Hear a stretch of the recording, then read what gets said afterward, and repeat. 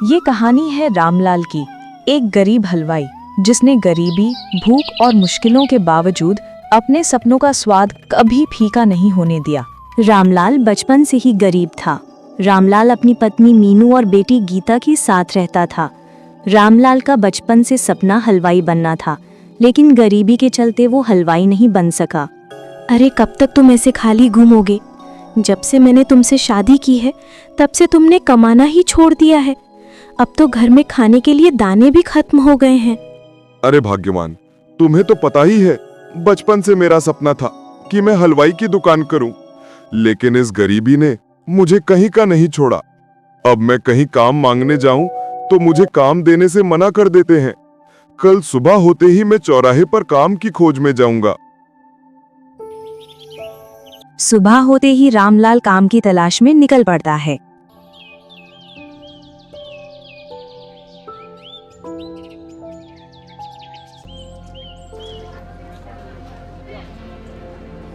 ले लो भाई, ले लो, मस्त मजेदार मिठाइयाँ ले लो।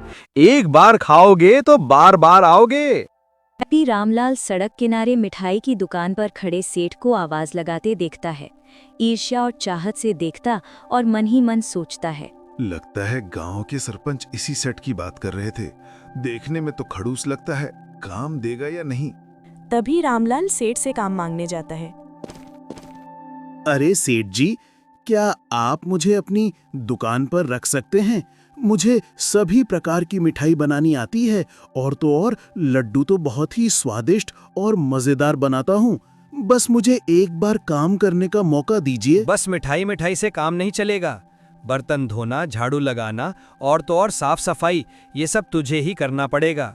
और महीने में एक भी छुट्टी नहीं मिलेगी। अगर करना है तो कल से आ जाना। सेठ की बात सुनकर रामलाल सोच में पड़ जाता है और बोलता है, ठीक है सेठ जी, मैं कल ही काम पर आ जाया करूंगा। तभी रामलाल घर जाने लगता है। तभी रास्ते में जाते हुए रामलाल को गांव के सरपंच दिखते हैं। तभी वो उनके पास जाता है। भाई साहब, आपकी वजह से मुझे काम मिल गया, आपका बहुत बहुत धन्यवाद। ठीक है रामलाल, तुम दिल लगाकर काम करना। रामलाल को बात करते करते अंधेरा हो जाता है। तभी वो घर जाने लगते हैं। तभी रामलाल घर आकर अपनी पत्नी से कहता है, अरे सुनती हो, मैं कल से काम पर जाया करूंगा। ठीक है जी, लेकिन घर में कुछ खाने के लिए नहीं है, इसलिए हमारी बच्ची भी भूखी सो गई। अरे भगवान, आज की और बात है, कल मैं खाने पीने का सभी सामान ले आऊंगा। अधिक रात होने पर वह सो जाते हैं। तभी सुबह हो जाती है। सुबह होते ही रामलाल काम करने चला जाता है। रामलाल के लड्डू लोगों को बहुत अच्छे लगने लगे थे।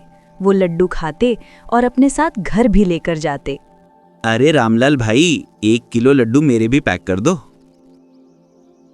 रामलाल के आने से सेठ की अच्छी कमाई हो रही थी। रामलाल के पास ग्राहक आते और रामलाल से मिठाइयाँ लेकर चले जाते।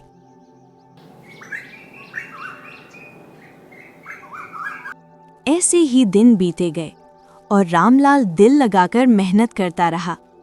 एक दिन तो ग्राहक अधिक आने से सभी मिठाई खत्म हो गई और उस दिन सेठ की अच्छी कमाई होती है। रामलाल सेठ से कहता है, अरे सेठ जी, आज मुझे पूरा 1 महीना हो गया है। मुझे मेरे पैसे दे दीजिए। मुझे घर का सामान और बेटी के लिए कपड़े लेके आने हैं। अभी 1 महीना कहाँ हुआ है? मैं तुझे तेरे पैसे 10 दिन बाद दूंगा। अगर ज्यादा टंटा करेगा तो मैं तुझे 1 फूटी कौड़ी भी नहीं दूंगा। रामलाल का सेठ बहुत लालची था।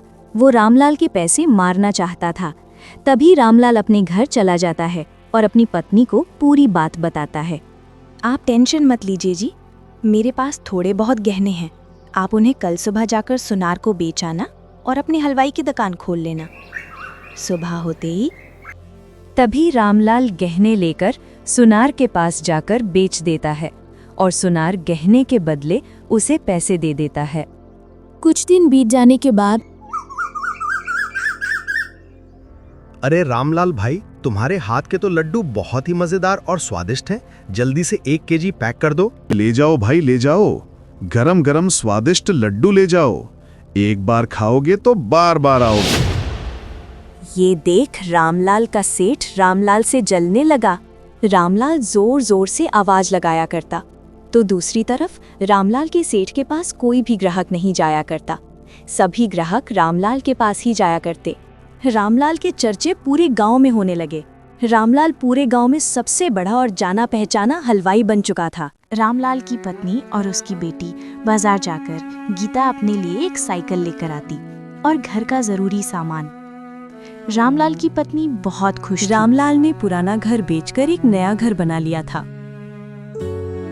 एक दिन रामलाल की पत्नी रामलाल को कहती है, अरे सुनते हो, मैं ये सब देखकर बहुत खुश हूँ, क्योंकि आपने हमारे लिए बहुत कुछ कर दिया।